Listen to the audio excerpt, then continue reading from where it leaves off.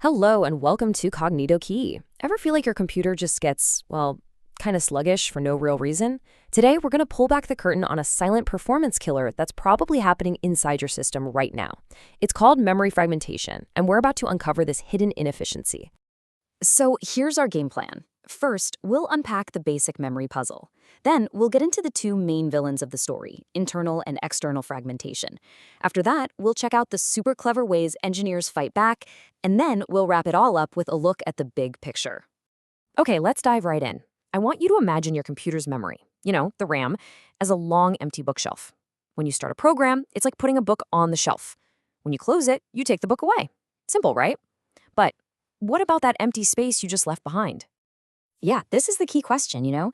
This constant adding and removing of books or processes, it doesn't exactly leave the bookshelf looking neat and tidy. It actually creates a bit of a mess that your operating system has to deal with all the time. And that whole messy situation, it has a name: fragmentation. It's what happens when your empty space gets chopped up into all these tiny, separate gaps. You might have enough total empty space for a big new program, but if none of the individual gaps are big enough, well, you're out of luck. So let's talk about the first type of this mess. It's called internal fragmentation. And really, you can think of it as the problem of the box being too big for the toy inside. To get this, just picture that bookshelf again, but this time it's pre-divided into equal-sized boxes. To keep things simple, the operating system decides that every program, no matter its actual size, gets one of these standard boxes. And this is exactly where the problem pops up. Let's say a program comes along and it only needs 23 kilobytes of space, but the standard box size is 24 kilobytes. The system has to give it a full 24 KB box anyway. And that leftover kilobyte, it's just wasted. It's stuck inside the box. It's been allocated, but it's not being used. No other program can touch it. And that is internal fragmentation in a nutshell. Space wasted inside an allocated block. Now, let's flip to the other side of the coin: external fragmentation. This is what happens when we try to be more flexible, but it ends up creating a whole different kind of mess: gaps between the boxes. Just watch how this happens over time.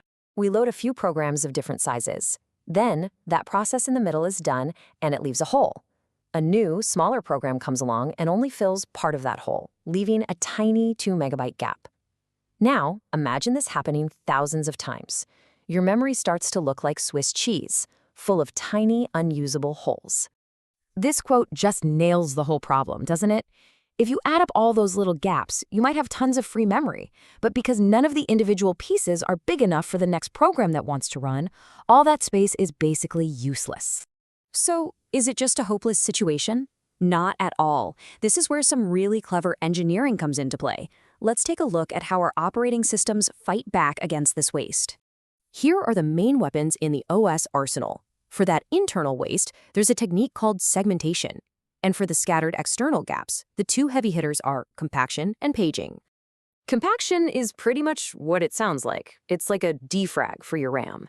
The operating system just pauses everything for a split second, shuffles all the used memory to one end, like sliding all the books on our shelf together, and this merges all those tiny gaps into one big, usable chunk of free space. The only downside is it can cause a brief stutter while it's working. But paging? Oh, paging is just brilliant. It completely changes the rules of the game. It basically asks, why does a program need one single big empty space anyway? With paging, a program is broken up into these small, fixed-sized pages, and those pages can be slotted into any available empty spot in memory. They don't have to be next to each other at all. It's a total game changer that all but eliminates external fragmentation. All right, let's pull all of this together and take a quick look at the big picture, just to make sure we've got it all straight. This table is a perfect summary. You've got internal fragmentation, that's wasted space inside a memory block, which happens with fixed size allocation. Then you've got external fragmentation, wasted space between the blocks, which comes from variable size allocation. And as we saw, they need different solutions, from segmentation to really powerful stuff like compaction and paging. And this brings us to the final, really interesting question. Every single one of these solutions, whether it's compaction or paging, has its own tiny performance cost. So the constant challenge for operating system designers is finding that perfect balance. How do you manage memory efficiently without slowing the whole system down? It's a trade-off that is right at the heart of modern computing. And that's our deep dive into memory fragmentation. If this explainer helped clear things up for you, please go ahead and hit that like button, share this with someone who might find it useful, and of course be sure to subscribe to Kognito Key for more tech explainers. Thank you so much for watching.